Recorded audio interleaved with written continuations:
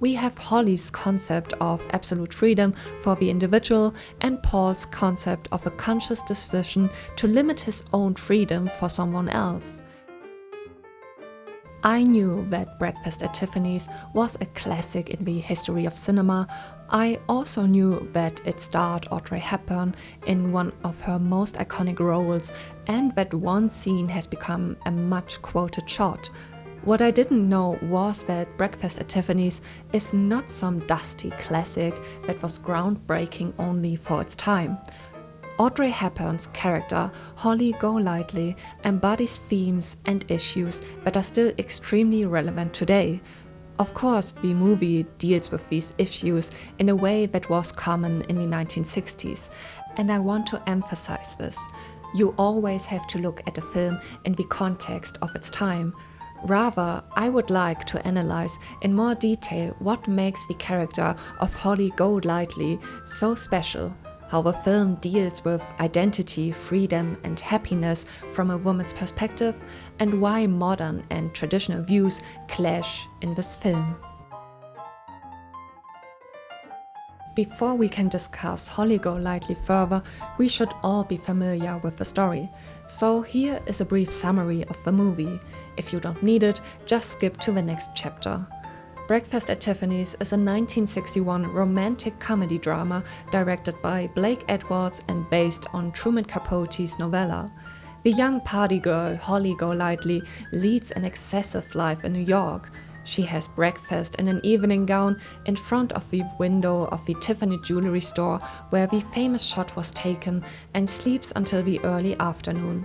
The nights are long, the parties flashy, the companions numerous, and she regularly takes $50, the equivalent to around $536 in 2025, from the gentleman for the toilet. She meets her neighbor Paul Varjak, an aspiring writer financially supported by an older woman. The two form a close bond, and Paul gradually falls in love with Holly despite her resistance to commitment. Holly's fear of being caged leads her to push Paul away as she aspires to marry a wealthy suitor to secure financial stability for herself and her brother Fred, who is serving in the army. Throughout the film, Holly's carefree exterior begins to crumble as she faces personal setbacks, including the death of her brother and legal trouble stemming from her unwitting involvement in a drug smuggling operation. Paul remains steadfast in his affection for Holly, urging her to confront her fears and embrace love. In the iconic final scene, Holly releases her cat in an attempt to assert independence, but later regrets it. She retrieves the cat and shares an emotional embrace with Paul in the rain, symbolizing her acceptance of vulnerability and love. By the way, the ending of Truman Capote's novella significantly contrasts with the film adaptation. In the novella, Holly Golightly's fate remains ambiguous and open-ended. After being arrested for her involvement in a drug smuggling operation, she decides to flee to Brazil, abandoning her cat in a moment of impulsiveness. However, Holly's postcard from Buenos Aires reveals that she has become involved with a wealthy married man, but leaves readers uncertain about her happiness and future. Even though Capote's Holly is very interesting, this YouTube channel stays true to female characters from movies and TV shows, and we will only deal with Holly's movie version, but it also offers a lot to talk about. In the very first and probably most iconic scene, Holly greets us with themes that still concern us today: longing, identity, belonging. As Holly, in her elegant evening gown, eats her croissant in front of the Tiffany's window and looks longingly at the jewelry, a whole discussion about identity formation in the American context opens up. Holly builds her whole life around the superficialities of American high society. She goes to parties, flirts with rich men, and lives the apparent dream. But this life raises some questions. Why do we seek happiness in materialism and wealth? What does it mean to be rich? Is it just the money, or is there much more to it, such as the emotions we associate with money or the feeling of belonging to a class that seems unattainable for many people? Holly seeks her identity in excess. That is why she is so fascinating to so many people around her, because her excess is supposed to represent a carefree attitude on her part, as if no problem or worry in the world could stop her. Everything seems to work out for her, and yet the opposite is true. Her extravagant lifestyle allows her to fool herself and others into believing that she has this carefree personality, but she's not getting anywhere. She even admits it herself when she tells Paul how she is trying to save money for a property in Mexico where she and her brother Fred can live, but she is unable to keep the money together. Although the statement is clouded by the prejudice that women can't handle numbers, the point remains. Holly also shows us something else through her behavior. She finds it extremely difficult to allow emotional intimacy.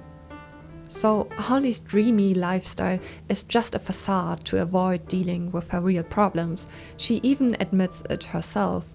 In her first conversation with Paul, she tells him, "The mean rats are horrible. Suddenly you are afraid and you don't know what you are afraid of." Holly's solution to these mean rats is to go to Tiffany's, where she feels a sense of happiness and calm. Only when she has found that happiness elsewhere is she willing to settle down. But since Holly is not actively looking for that place, but tells herself that she values her freedom more than anything else in the world, her only option is to visit Tiffany's regularly. Holly refers to herself as a wild thing several times in the film to emphasize her desire for freedom. Interestingly, throughout the film, Holly and Paul negotiate what freedom can mean and what real freedom means. While Holly wants to deny herself any emotional intimacy out of fear of commitment, Paul sees it as freedom to be able to consciously choose the person he wants to commit to. So we have Holly's concept of absolute freedom for the individual and Paul's concept of a conscious decision to limit his own freedom for someone else. Neither is inherently good or bad, but must always be considered in the context. Holly's decision to choose this kind of freedom must also be seen in the context of her being a woman.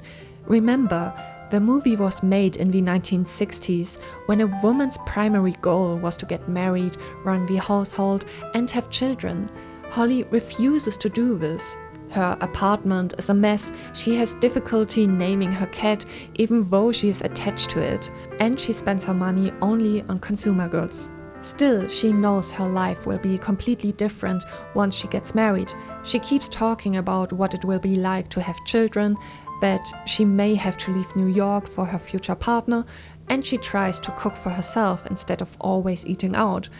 This begs the question, does Holly simply not want to give up this form of freedom? Or are we dealing with someone who needs this freedom because something else is missing in her life? The film has a clear answer to this question. Holly ran away from her first husband in Texas when she was 14 years old. She had married out of necessity to provide for her brother Fred and herself. But Holly wanted more than a life in the countryside. She was cast by an influential movie producer, introduced to the ways of high society, and promptly ran off to New York. She embodies the urge for an exciting life in New York with all the glitz and glamour the city has to offer. She doesn't want to give up this city, and then Paul comes along and says, "Hey, marry me, and you can stay and be happy."